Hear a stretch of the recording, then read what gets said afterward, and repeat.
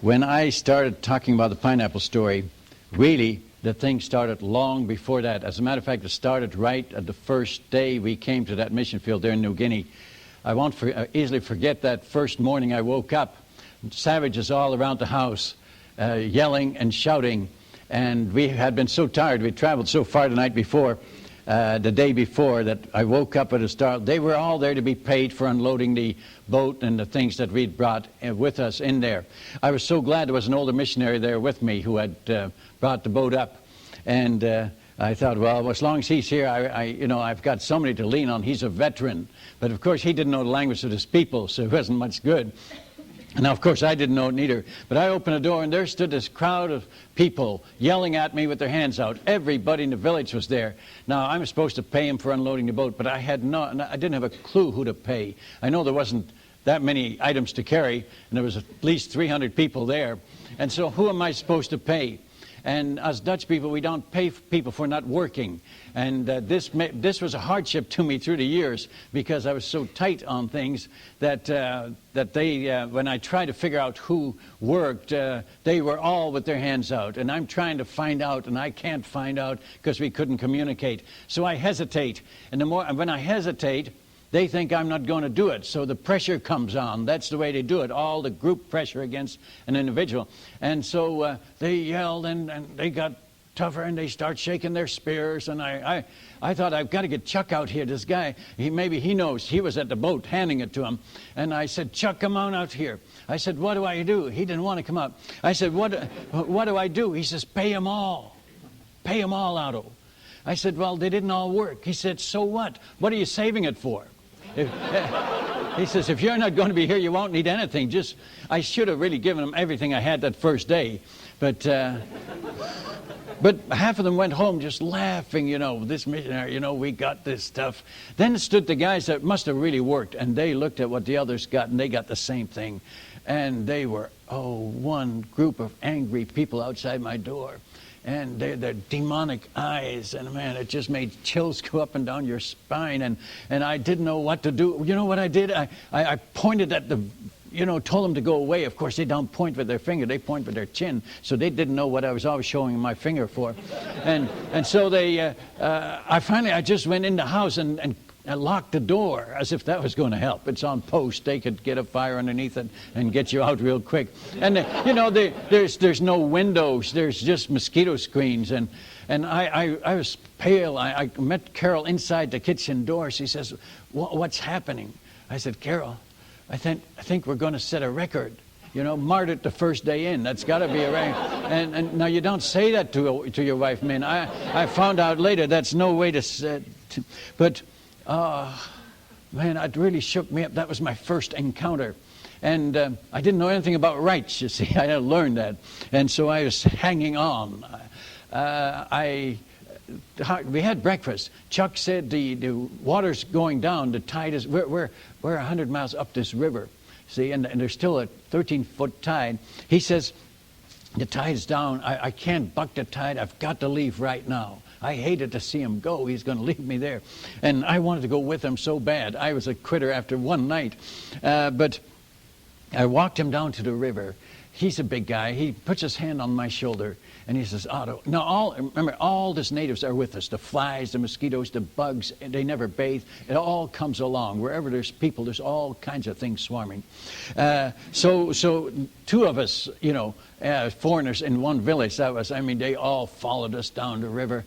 And then he, in the middle of this throng of people, Chuck, before he gets on the boat, puts his hand on my shoulder. He says, Otto, be very careful with all your dealings with these people because they're the most unpredictable people on the whole southern swamplands. Now, he shouldn't have told me that and got on his boat. You know what I mean?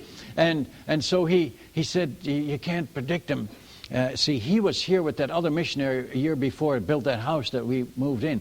And that other missionary lasted nine months. And so he said, be very careful in all your dealings with these people. He was referring to the mess I made that morning and almost got us all burned out. And he said, now, be very careful, everything you do. Pray before you do anything. And then he said, now, I'm going to pray for you before I get on the boat. Hey, this guy's got faith. He bows, he closes his eyes. Now, I happen to know that you can pray with your eyes open. And I mean, this guy's around with these spears. I mean, I don't know how many of you would have that kind of faith. Of course, with your eyes open, you would, what good would that do anyway? But I peeked around as he was praying, and I was listening to him, and he said, oh God, somehow, help Konings. He shouldn't have put all these somehows in there. It told me he didn't believe it himself. Somehow help him to, I don't know what he said, but I remember those somehows. I went back to I went back to the house, and I couldn't get this off. I couldn't hold it. I had to share this with somebody who was on my wife. I said, Carol, you know what? These are the most unpredictable people in the whole island. Now, he had said on the southern swamplands, but it hit me like they were the worst people in the whole world. And I said, they put us here.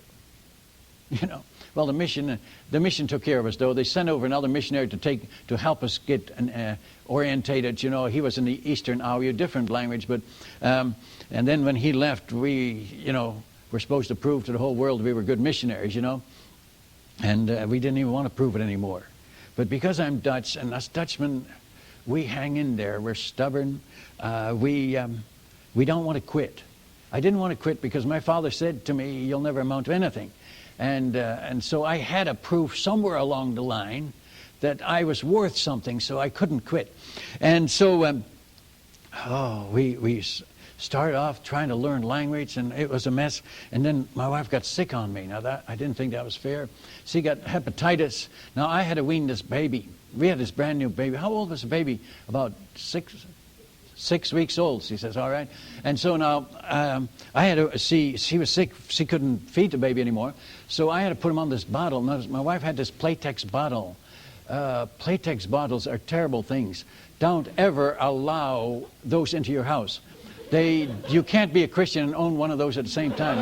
I tried, honestly. This thing, they're plastic sacks, okay? Do they still have them? I wonder. Yeah, they do. And they had plastic sacks, and we had to have this contraption. You had to get this plastic sack on this spring loader, and then you got to get it on there, and jam it in, and it transfers. I understand that maybe the new ones are better than that. I hope they are. But this thing it's absolutely no good. It leaks on both ends because my baby would pinch the bottom. We'd lost that bottom thing that's supposed to be. I don't know where it was. Anyway, what a mess this bottle was. And now I had this, my wife says you have to heat the milk to a certain temperature. I had this terrible stove, a kerosene stove, that was left over from the other missionary. It had rusted. It was gravity fed. There was a tank up here and a copper tube down here. It was one of them temperamental things. Either all the kerosene would come at once or none would come at all. One of them. And oh, what a mess this stove was. And I tried to fix this stove I'm not a mechanic. I would have traded in all my theological studies for some mechanical ability at this point. And I couldn't get that stove. I took it apart, folks. And it was complicated. 3 burners on the top, 2 on the bottom. There was a little oven that sat on there, but it was a terrible thing.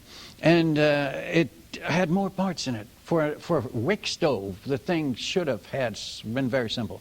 But it had more little wicks and screens and valves and tubes and all with dirty, and I blow through them and clean it out and put it. But those engineers, whoever made it, they didn't do a good job. They never allowed for all the parts. I could never get them all back in again. It was bad.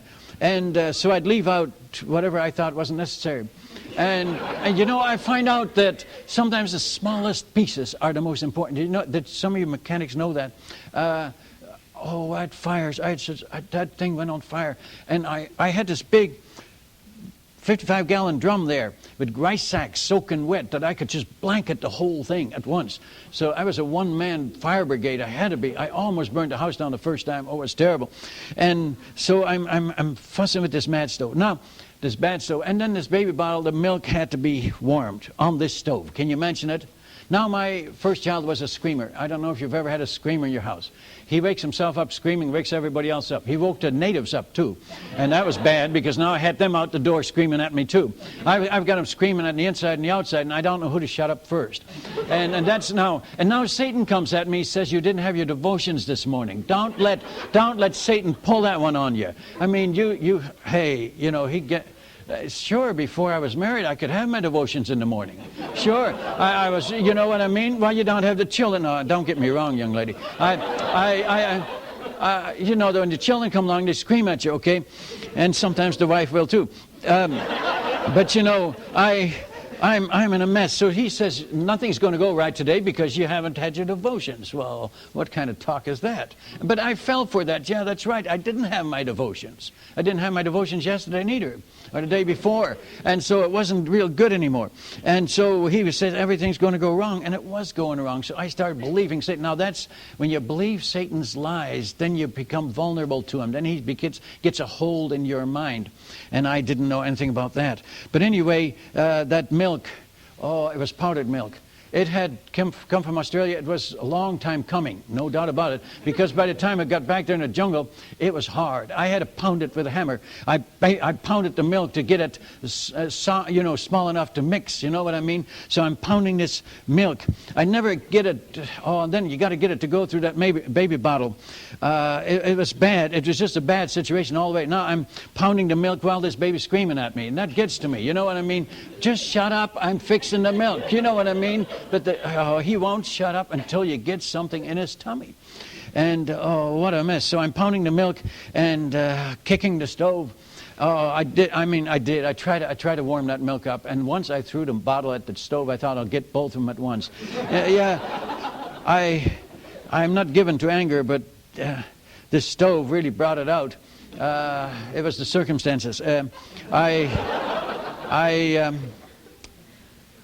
I beat the stove and I threw the bottle at the baby once. It was bad, folks. And I know it doesn't sound. I am a Christian. I am saved. Although my story today will not.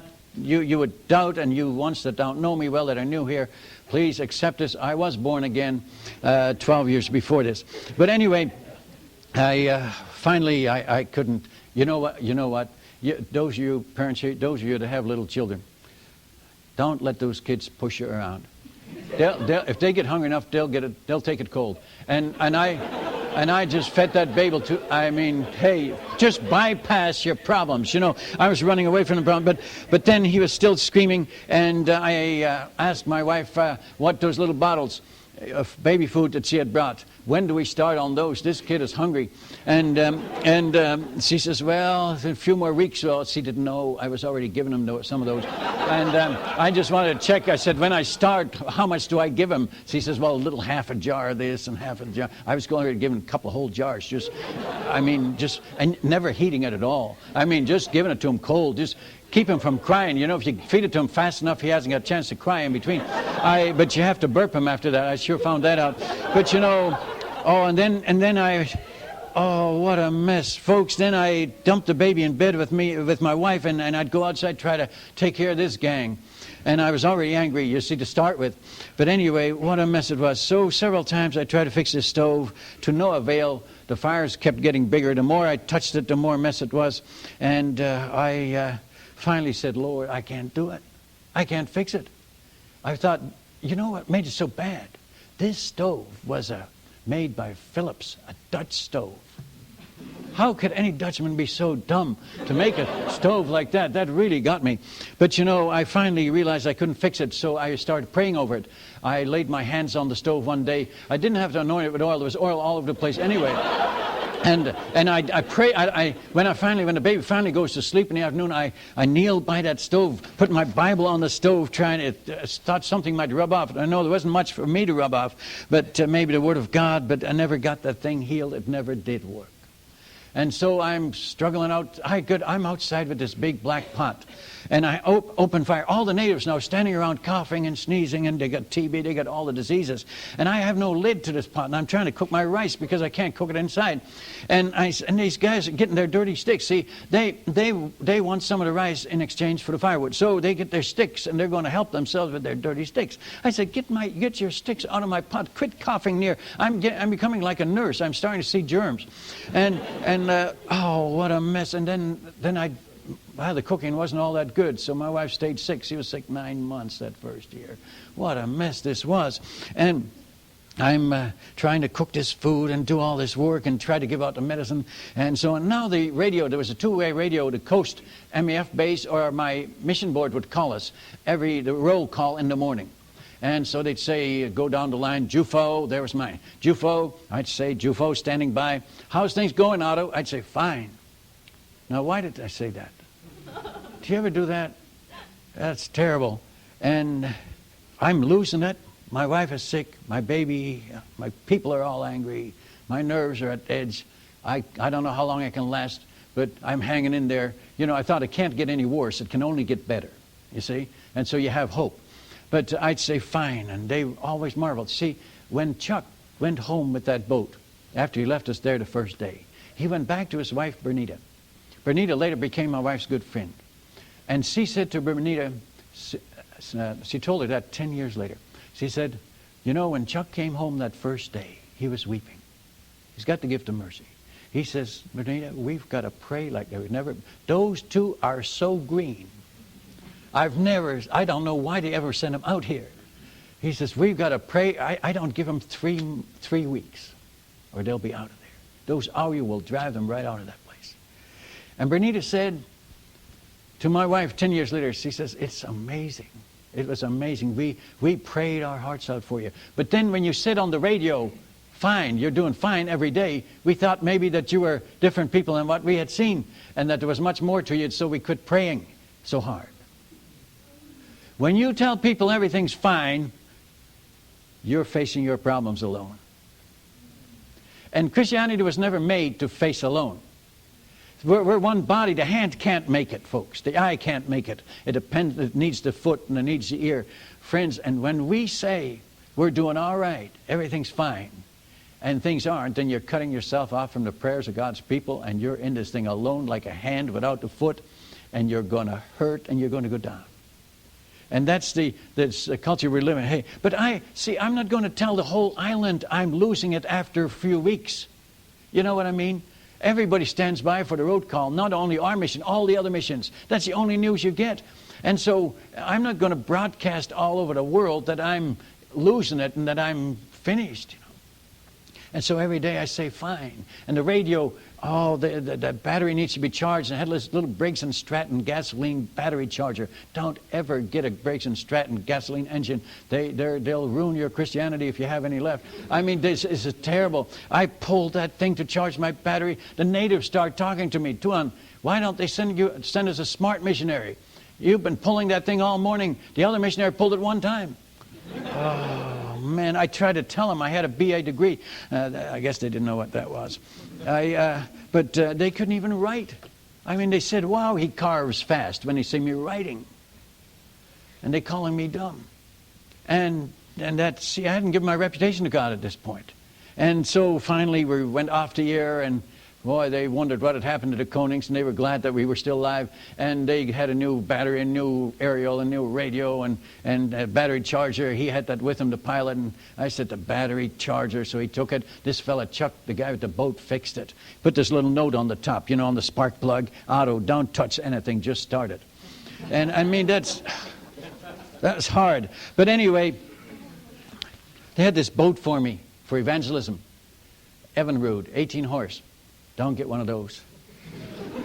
Well, in a way, when it didn't start, I liked it because I wasn't going anywhere on that boat. I didn't like those crocodiles in the river. It was just a little bit of a boat. I'm not much of a navigator. And I thought, man, as long as that motor doesn't go, I don't go anywhere, you know.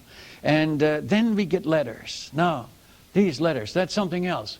You know, letters from supporters, letters from churches, and saying, Konings, how many souls have you won? You know, how many churches have you planted? Hey, I hadn't even fixed my stove yet. And the expectations are so high. The home church thinks missionaries have, you know, halos and furloughs, I guess. And here, man, so when you write missionaries, give them a break, okay? Now, I had this medical work. Yes, Carol had started it, and then she got sick on me. And so the natives said, give us medicine. And I said, I don't know how to give medicine. And they said, well, Tuan, the box is just inside the shed there. Get the key from Nyonya. Get the key and we'll show you where the medicines are. And they all had favorite colors. They told me which colors they wanted. And I thought, oh, brother, I should have just let them all have their favorite color, and then they wouldn't have been angry at me, I guess. But I said, no, the nurse is sick, no medicine, and that was good for a couple of weeks. But then they said, Tuan, you're eating all the pills yourself. Well, they saw us take vitamins. Pessimists always take vitamins. And so they thought I was eating all the pills myself. So finally they said, Tuan, you're just stingy, you're long-nosed. And finally I said, Carol, I've got to give him medicine. I don't know anything about it. I brought the box inside. She's smart. She took the potent drugs out that I could kill people with. And, you know, the codeine and stuff, and send me out there with the malaria pills and the, you know, the aspirins and whatever, bandages, taught me how to give shots on a lemon. And so I'm out there, you know, and all these hundreds of people, oh man, and the flies. I don't know how my wife could stand this. And they all yell at once, and I don't know the language well enough, so we're not communicating at all. It's just noise. And finally, I said, no more of this. I said, you line up all in a straight line. They were all up to 100 a day. And stretch out to the front fence. And I said, now, when you come to my table here, you put your finger where you're sick. Because I said, you know, they point with their chin. They couldn't put your finger. And I said, no talk. I want no. If you talk, you don't get anything. I won't talk. You don't talk. See? And I said, so I tell these guys that they came by and they point here, point here. If it was above the belt, I'd always give them aspirin. If it was below the belt, I'd always give them sulfa. I just took 2 medicines. That's all I worked with. And I just dumped those out on the table and just had a whole pile of it. And I say, point man. Now this one man, he says the evil spirit shot him up here and it went below the belt, so he got both. But all the others, I just gave him aspirin and sulfa, and they weren't any of the worst of it. And so, but then, see, these guys with the tropical ulcers, oh, they had these huge tropical ulcers on their thigh, under their arms, the women under their breast, huge open sores. Sometimes the maggots in them, it's just green in them. And so I had to give them penicillin. So we had to use penicillin G. It's a very, I don't know if they still use it today. It's a very thick thing. You really have to shake those bottles to get that to come on. You have to use the big needles. I like those big needles anyway, because these guys are stealing my pineapples, and I just, you know what I mean? They want a needle, they get it, you know. I didn't sharpen them neither. And they were, but you had to have them for penicillin G. But the amazing thing was, when I gave him that shot, that thing would dry up. They responded to one shot of that, and after about 3 or 4 days, that whole sore would dry up and heal. And that was a miracle to me and to them. And so they said, Tuan, we don't want those pills anymore. We want that powerful medicine, the medicine with the big bite. I guess they meant that big needle. I don't know. And they spat out my medicine. And I said, I hate to see that waste. And they said, Tuan, we want that big needle. And I don't want to give it to them. And they're fighting with me. And I'm standing there with this needle, and they're standing there with a 9-foot spear. What do you think I did? I gave them this shot. I couldn't afford all this penicillin, so I shot him up with water. They didn't know the difference. I shot, everybody wanted a shot, got one. Now, I didn't hit him. Now, my wife would hit him back here somewhere, but there's a lot of wires and arteries, whatever you call back there. And so I had a method. I get him right here in the leg, right here on the, you know, and you have to be careful. You don't hit them so hard that you hit the bone. You got to, but some of them I wanted. I mean, some of them, they wanted, they got it. And it left a mark, you know, and they had gotten the big medicine. Now, you medical people, don't fuss at this. This was sterile water. We sterilized the water we put in them. So I didn't think it did any good. It didn't do them any harm. I don't know about the needle. But anyway, the most amazing thing happened. And I'm frustrated because I know I'm not doing them any good, and yet, but they're all at least getting something. You see what I mean? But in their minds, Satan so programmed them when they got sick, he had them thinking that they were going to die. But when they had that medicine with the big bite, and they had the mark of that medicine on their leg, they knew, they said, I'm not going to die. I've got the big medicine in me. I'm going to be all right. And they started drinking water again, and they pulled out of it. But and so it was amazing. I was saving lives. Can you believe it? I didn't think there for a long time I was saving any. I know I was losing some. But, you know, doctors here at home do the same. They lose some. And so, but anyway, oh, have you ever had a job that you were totally unprepared to do and frustrated to do? And I begged God to heal my wife so she could have her job back. You know what I mean? And the longer I pled with God and frustrating at the work, God never answered my prayer. You know when he answered my prayer on this medical thing? When finally I said, God, if you want me, because 9 months is a long time for her to be sick.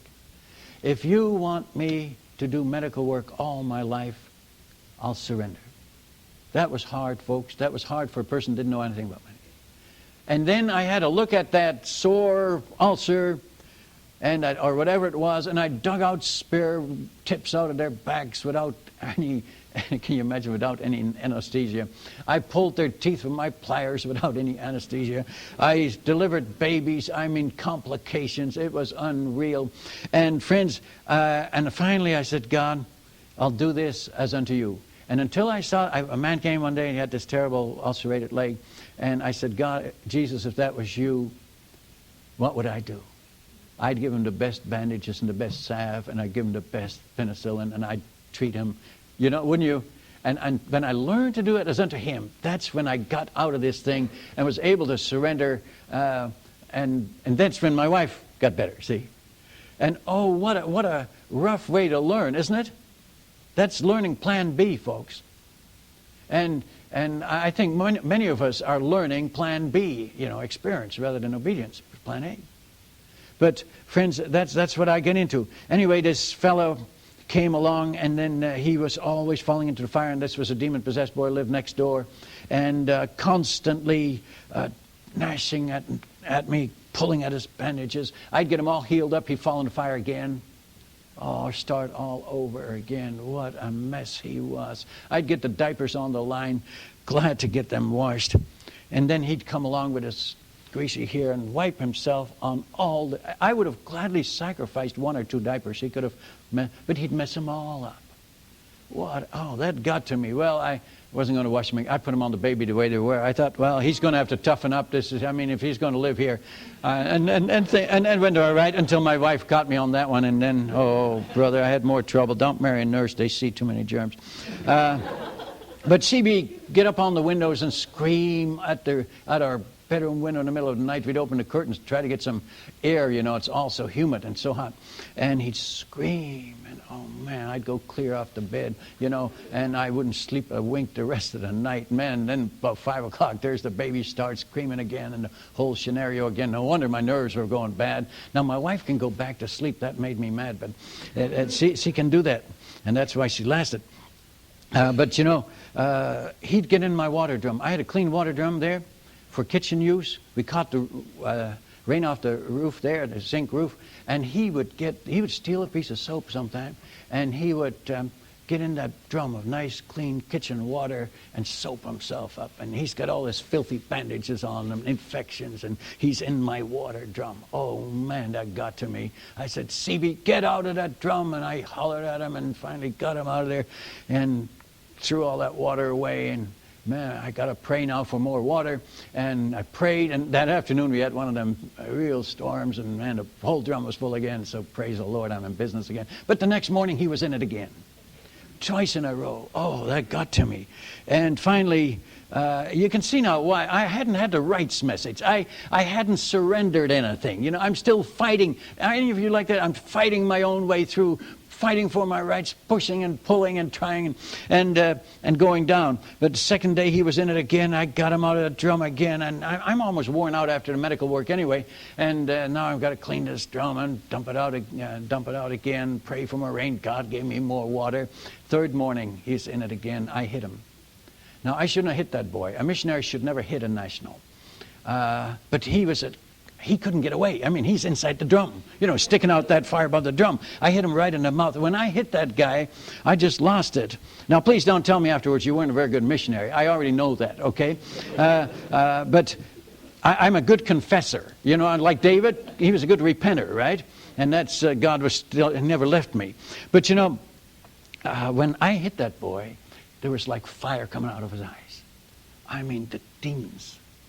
I've never been so scared in my life. It's just like fire coming out. And I ran. And finally he climbed out the drum himself.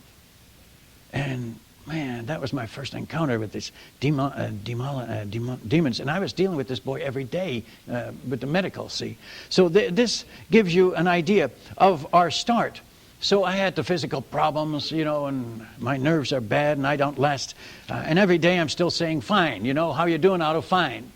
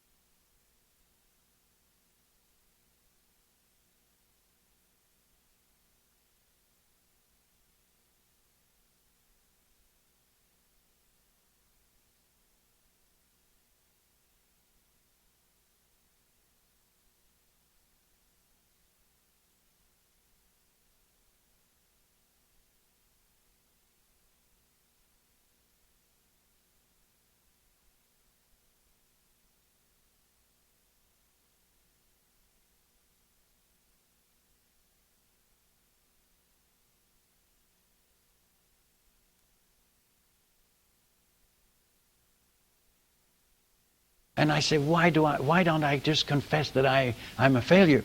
And somehow my pride wouldn't let me do it. Pride will kill you if you keep it up long enough.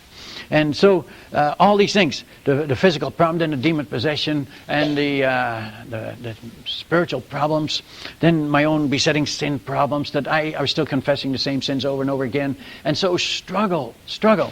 And then our children get sick. I remember... And we gave our first daughter to the Lord, and that was a part of the pineapple story, surrendering our children to God. Our Debbie got so sick. We had this little lamp. She was just a little child. She was how old? 6 months, something like that. 9 months old. And so we had this little oil lamp outside our bed. We had this mosquito net that we had. We were in a native house. And we had this little oil lamp hanging there to get some light, and this baby's fever. And she was just vomiting, and she couldn't hold anything down. And it had gotten worse, and we have no contact with the coast. So all you have is the Lord to pray to, and we prayed all night. And my wife took her out and bathed her in cold water, and she was getting worse. And by midnight, we had prayed and prayed and prayed. You know how you do? You plead and plead and prayed and pray. And finally, it seems like the prayers wasn't even getting outside of the mosquito net. And finally, the death rattle in her throat, and my wife held that. And I think of it, and finally, I realized that I've got to surrender this child to the Lord. And I said, God, I give you my child. And that was how close it was. I give it to God. That's what I do with the pineapples and everything. I give it to God when I lose it. If we could only learn to turn things over to God before we're losing it, before you lose your health. And so I gave that little, I said to Carol, Carol, she said, Otto, pray one more time. She's dying on us. Pray one more time. And she's weeping. And I said, Carol, we've prayed all night, but just to please her, I'll pray. I said, God, dear God, that's about a fire. And he says, what happened when you gave the pineapples to me? I said, God, you blessed them. You blessed everything I ever gave you. What happened when you gave your time to me? And I said, God, you blessed my time. And now I said, God, you take the baby. And I said, Carol, this isn't a time for prayer. This is a time for surrender. I said, Carol, give the baby to God. Give her while you still have her. And she understood. And she held that baby up. And in the dimness of that light from the little oil lamp, she says, God, I give you my child. I give it to her. Give her to you before she dies. And I'm praying, God, your child is dying. As if he didn't know what foolishness was that. And and as if he needs a warning. God takes good care of his property. Remember that. And that child started to breathe better. And the death rattle went out of her throat, and she started to breathe, and she seemed to be coming out of it, and she soon started to drink from her mother's breast, and it was amazing, and she didn't vomit again. We were both so emotionally drained that we fell asleep, but the little lamp was still on. In the morning I woke up, and that thing was just a little blue flame, burned all the kerosene out of it, and when we were so tired, first thing I thought of, your daughter died. Your daughter died last night. And I didn't want to confirm it by opening my eyes, but finally I had to. And I felt, and she was in between us in bed, and I felt, and her chest was just going up and down, breathing like normal. And she was ready to eat, and God healed that child. But wow, that's waiting too long, folks. Let's give them to God while we still have them to give. Well, our son, that little fella, the next one was born. No, the oldest son. We were in Bandung, Java, and that's a story in itself. But there, the driving is notorious. There's no stop streets or no stop lights. It's survival of the fittest. Whoever's the bravest. And my son's out there with his bicycle, okay, and these motorcycles and scooters all over the place. And he got hit by a motorcycle and broke his collarbone. I had to send him to school on one of them betches, one of them old taxis. They're the old panel trucks from America that they ship over. I don't know where they come from. They were GMCs and Chevs and Fords, and they were so rusted, so bad. They had to pump the brakes to get them to stop. They had to go up a mountain to the school where my son went to school. And I had to put him on that, and later my daughter's on that thing. And I thought, you lucky people riding with my kids, you'll probably make it. But I was still given to anxiety. Hadn't surrendered that to the Lord. Anyway, they had a plastic jerry can in the cab, usually on the passenger side. See, the tanks had rusted long ago, so the little plastic line to the fuel pump. And that's how they pumped it up out of there. And they're sitting there with that thing bouncing around in the cab. And then they're sitting there smoking their cigarettes. I mean, it's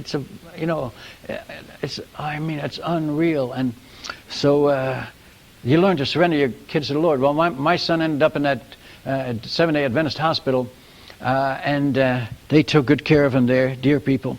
And I sat in that hospital with him many times, and they came with these whole loads of people that had gone over the cliff, missed a turn, and all these wounded people. And that's it.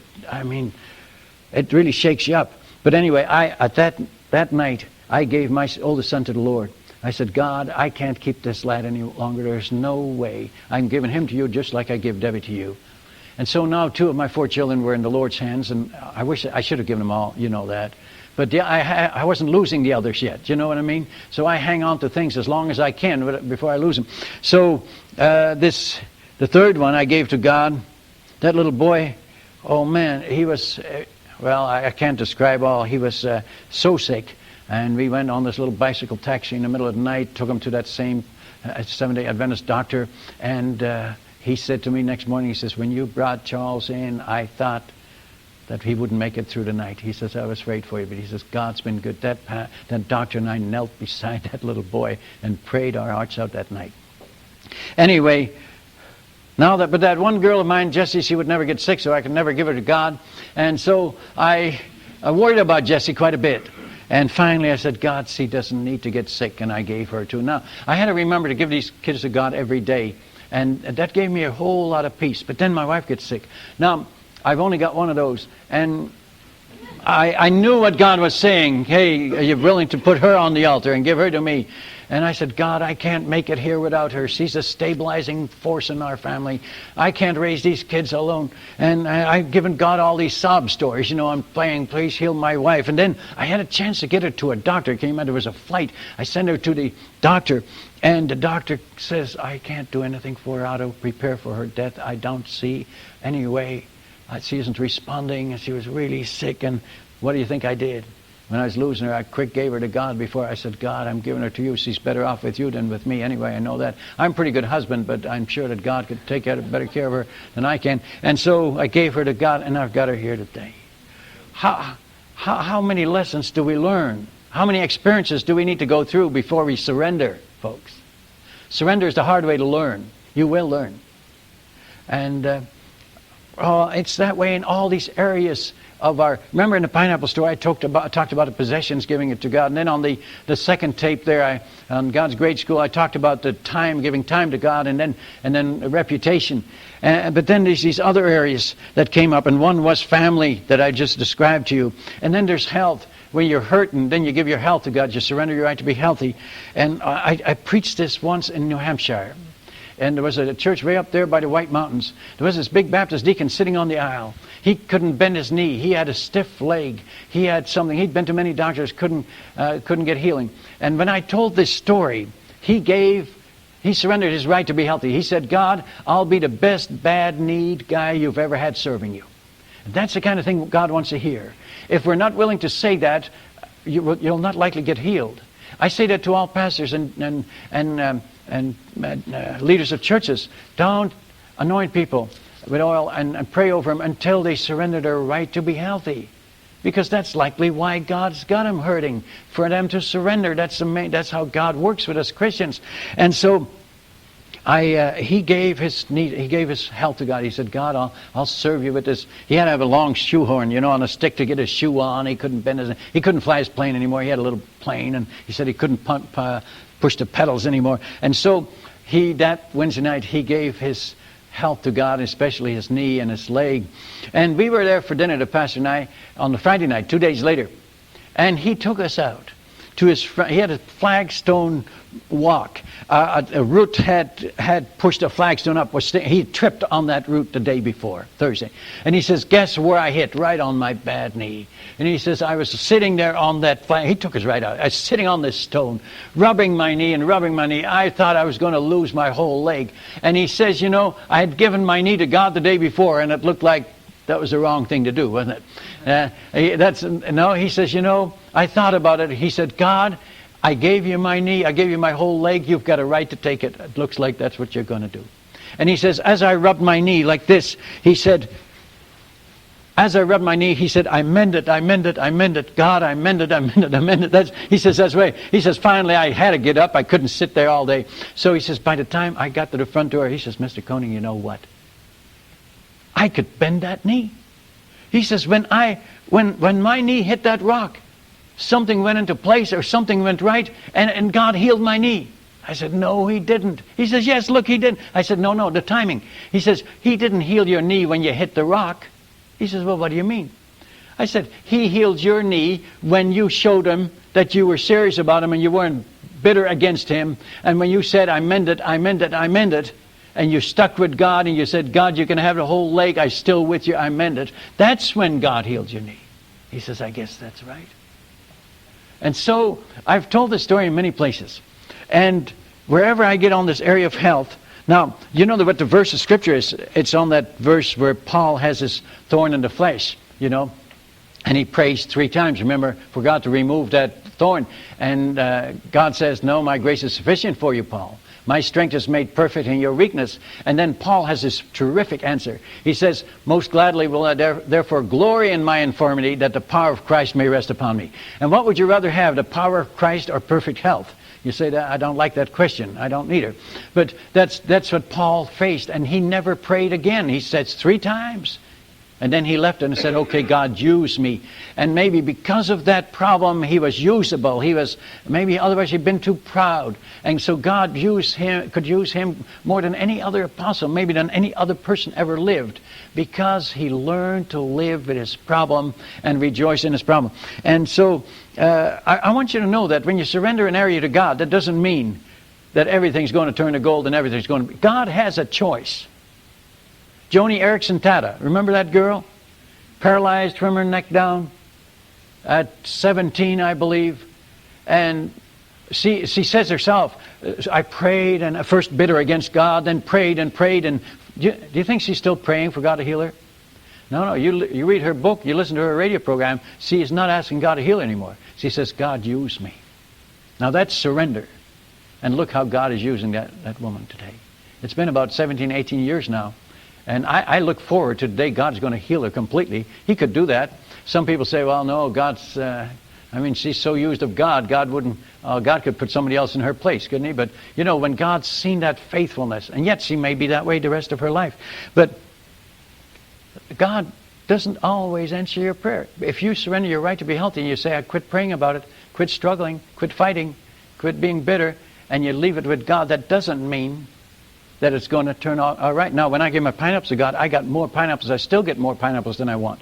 When I gave my time to God, God increased my time. When I gave my reputation to God, God exalted me. But here on this one, you give your health to God, doesn't mean God's going to heal you. So I want you to know that. But this, I've been preaching this all over the country. You know what's happening? 95% of the people that surrender their right to be healthy become healed. Now that shows you that about that many people that they suffer because the Lord is trying them and drawing them to Himself and bringing them to the end of their rope so that they can surrender. He's giving them an opportunity to surrender their rights. And that many get healed. Now, I'm not a faith healer or anything, but people get healed when they surrender their rights. That's such a beautiful, amazing thing. And then there's the other area of talents. And I want to talk this to you because so many of you are young. Talents.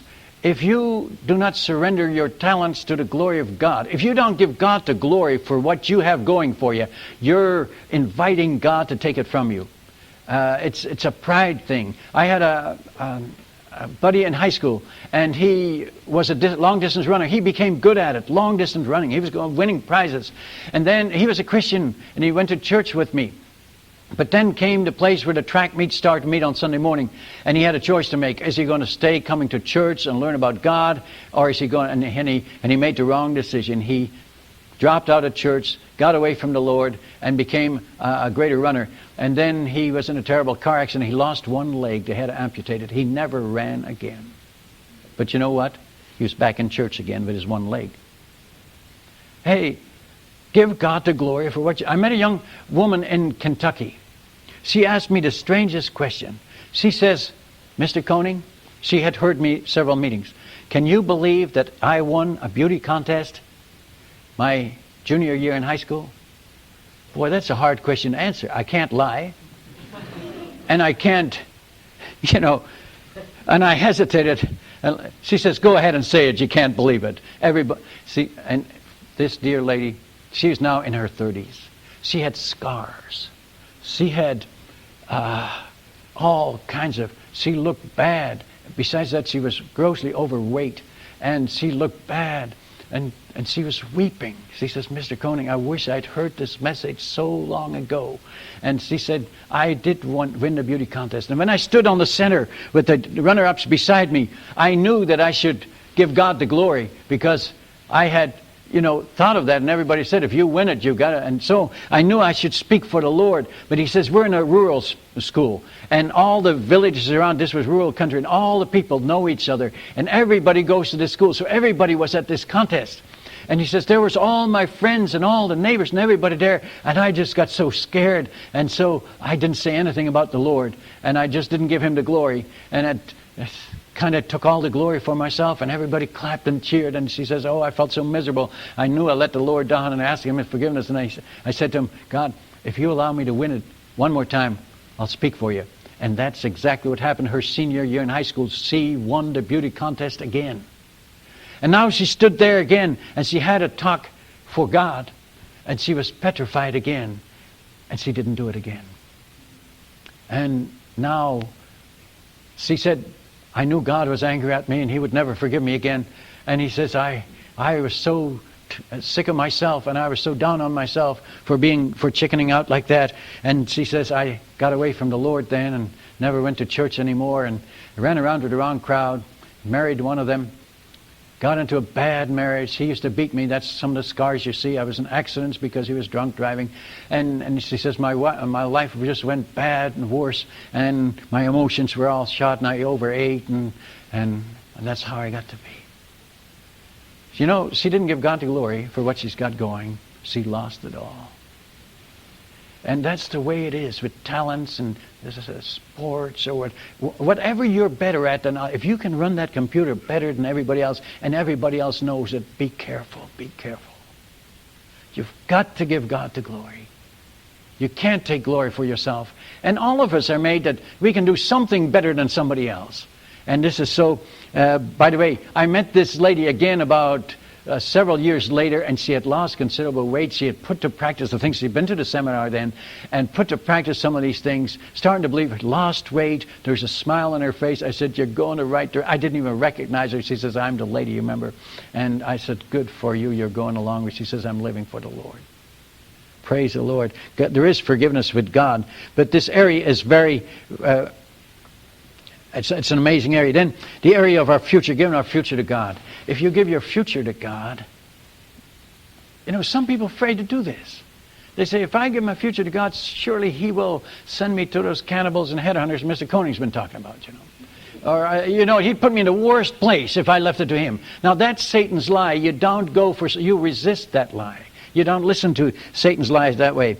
Some people say, well, if I give my future to God, I'll probably... Oh man, will I have any money to live on? Will I? People worry about their retirement if they give it to you. Friends, when you can't give to God. Let Him control, and He works things out for you. Oh, I don't know what I told you that story about that 1938 Buick in Ecuador. There was a dear missionary family owned in 1938. This was many years ago, but that was probably back in the 50s. The missionaries told me. He said, we were driving, we had to cross the Andes Mountains. He says, they're high and sharp turns. And he says, our old car broke down. He says, there was something wrong with the brakes or something in the wheel. And he says, I didn't dare go down the mountain with this one broken brake drum, shoe, whatever. And he says, we were there, and my family and I, we were praying, and another car came along. We were on a turn. It was very dangerous. And the other driver says, come on, let's push the car. Let's get it down to a safer place. You're going to get hit on this turn. This is a very dangerous spot. So he says, he helped us, and we got it down to a safer spot. And there we parked, and there we prayed, and got the kids together and pray, and we didn't. There was nothing I could do. I took that. We needed new brake shoes or whatever, parts.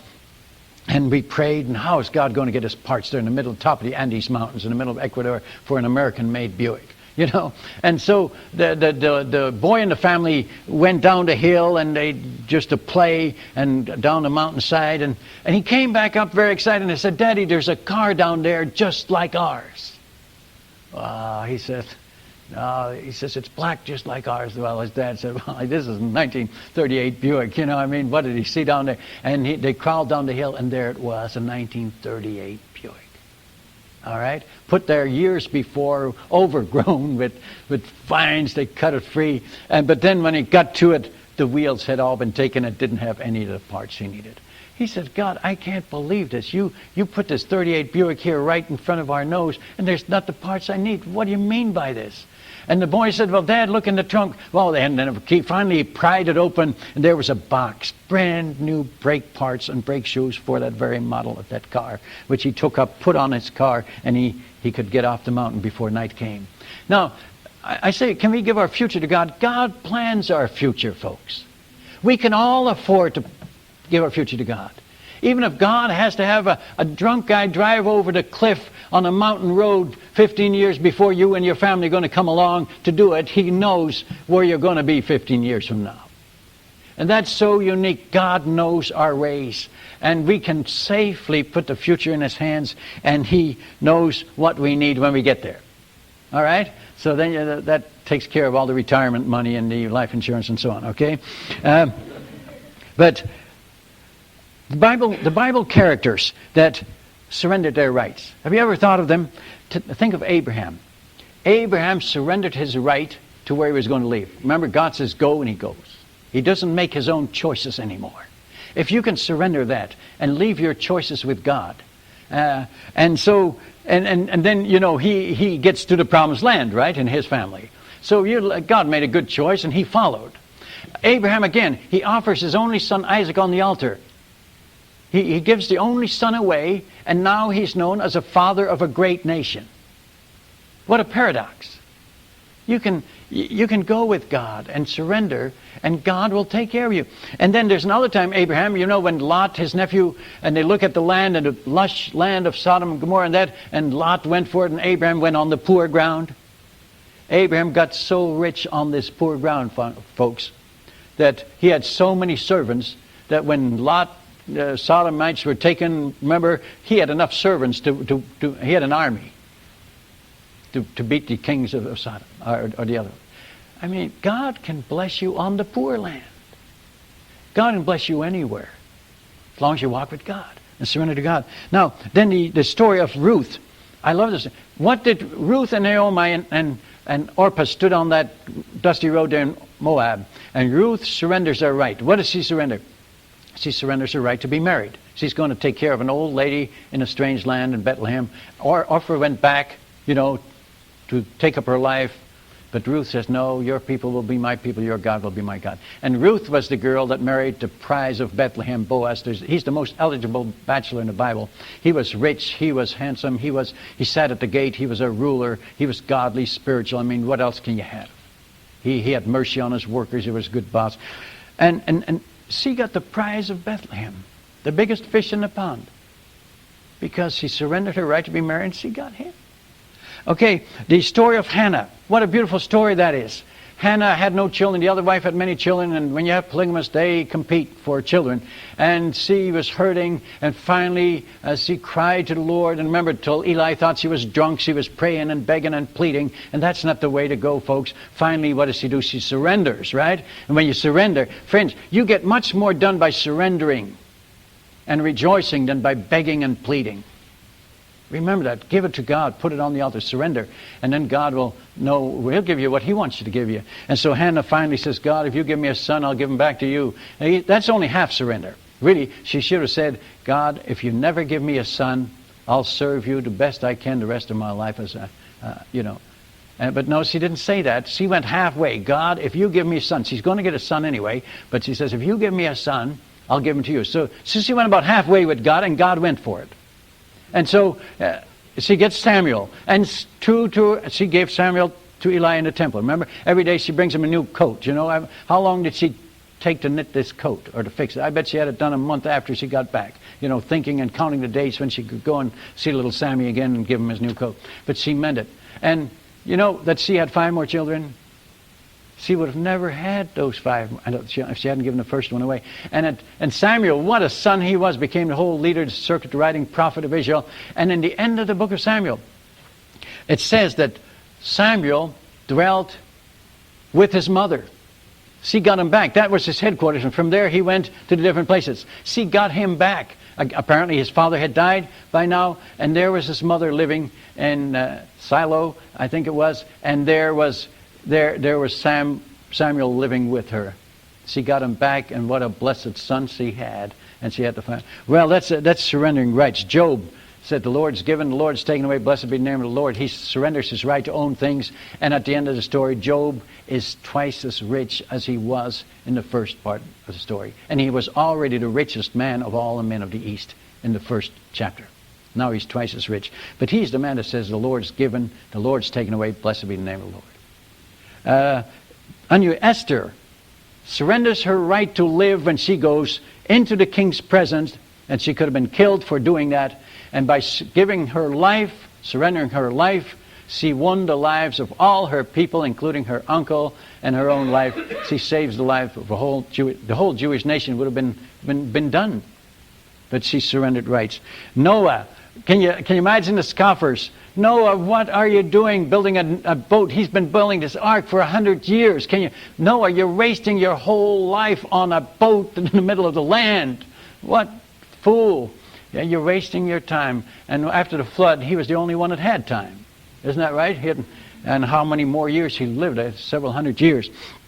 And then Jesus, of course, the prime example, gave his reputation. It says he surrendered his reputation, became like a servant, and the likeness of men. And then God highly exalted him and gives him a name above every name, that at the name of Jesus every knee shall bow. So he went so low, He surrendered his reputation, died like a common criminal on a Roman cross, despised and rejected of men, and yet he is the one that's going to be King of Kings, Lord of Lords, and every knee's going to bow to him.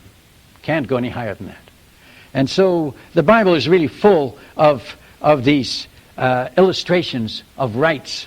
So I encourage you, plan A is obedience, folks. Surrender. Let him be Lord. Lordship. That's the only way to the Spirit-filled life. You'll be Spirit-filled when he's Lord. But if you fight and you don't surrender, then you're in plan B. Automatically you're in plan B experience. God will allow the experiences to happen in your life, and you'll get so many experiences till you surrender and give it to God, because He will have His way in your life. And I encourage you now, tonight, let's all bow our heads, and I encourage you just to get out of plan B. Well, plan B hurts, folks. It's not.